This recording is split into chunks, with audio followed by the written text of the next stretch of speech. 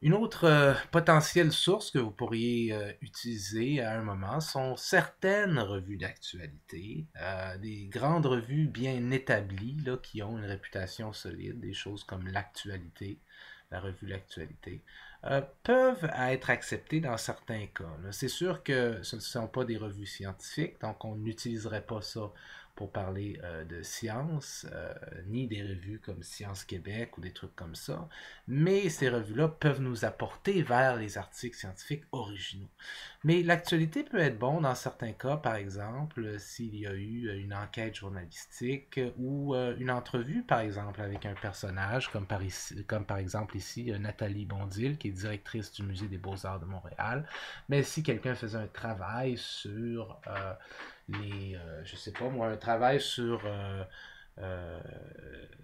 les femmes dans le milieu du travail culturel, par exemple au Québec, et que cette personne-là voulait trouver, par exemple, trouvait cet article-là et pourrait utiliser comme référence cet article,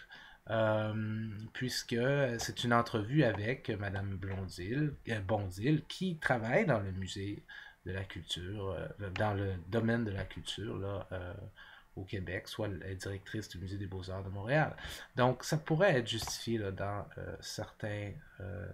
cas. Mais ça reste une entrevue, c'est pas quelque chose de scientifique, mais